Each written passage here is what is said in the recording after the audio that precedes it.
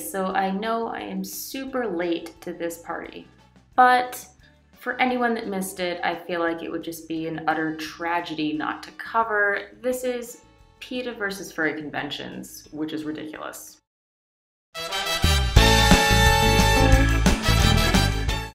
So this complete nonsense started around May 21st, 2009, when PETA published this article, "Dear Furries, please don't wear real fur."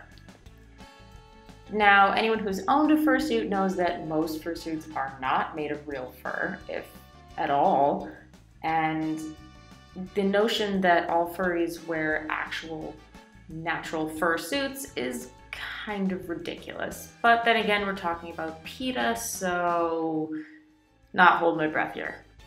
Shortly thereafter, they sent a letter to Anthrocon, which is completely illegible.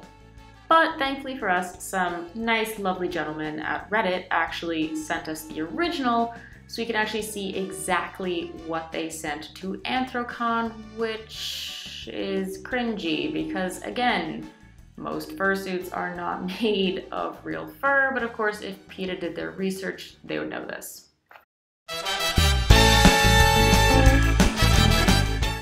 Now, not to be outdone, PETA decided to protest Califer, which, again, is completely ridiculous. However, essentially what happened is LAPD was stationed at the con, and it made it mildly annoying for con goers to attend the con, because as we know from PETA's rich history, some protests have included paint, and that's really all you need to know. Essentially, paint on a fursuit is death to a fursuit. So if a fursuiter was unfortunate enough to walk next to someone with a paint can, that would essentially seal the doom of their beloved fursuit. But wait, what happened in 2009, you might be asking? What happened with Anthrocon? How did Anthrocon respond to that borderline ridiculous message, you may be asking? Oh, don't worry, they had a message all right.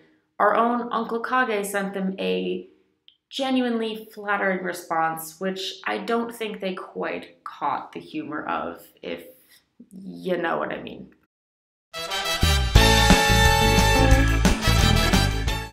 Well, historically, PETA has had some interesting protests with a variety of causes that I do genuinely care about, and some of them are genuinely motivating. However, in terms of furries, they haven't been so good. It seems that PETA has not really learned from their past lessons with furries, and they just continue to make glorified asses of themselves in the furry community. And it's really, really clear that when they are staging these protests and disrupting events like Califer, that they just really haven't done the research at all. To assume that a fursuit is made of real fur is just juvenile and really dumb, and just shows a genuine lack of understanding and lack of research. If PETA had ever actually contacted a fursuit maker, they'd know that most don't use real fur. So yeah, what we can take from this is PETA's really bad at doing research. Now, final thoughts and opinions here, because admittedly some of you guys are probably looking at this and going, wait, this happened a while ago, why are you covering this now?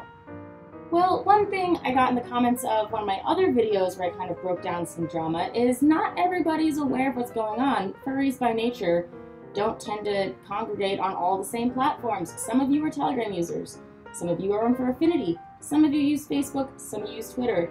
Some use neither, some use a combination of all those things. So this is more of a, in case you missed it, on a pretty hilarious incident in the furry community involving PETA.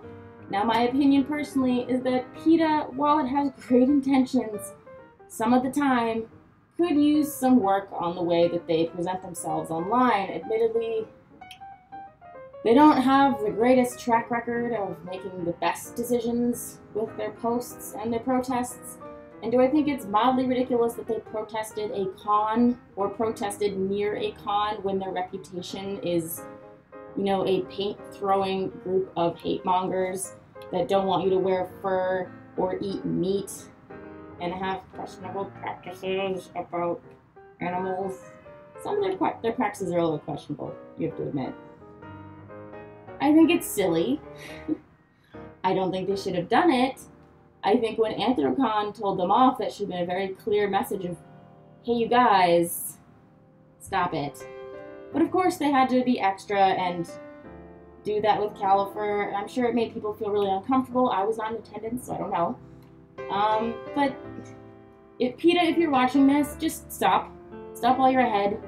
Stop antagonizing our community. We raise a lot of money for actual causes that help actual animals, which, you know, you might want to look at and reassess how you actually help animals, because a lot of the causes that these conventions are donating and supporting really do make an impact on the quality of life for animals, and, you know, maybe you should try that sometime. Anyways, see you in the next video.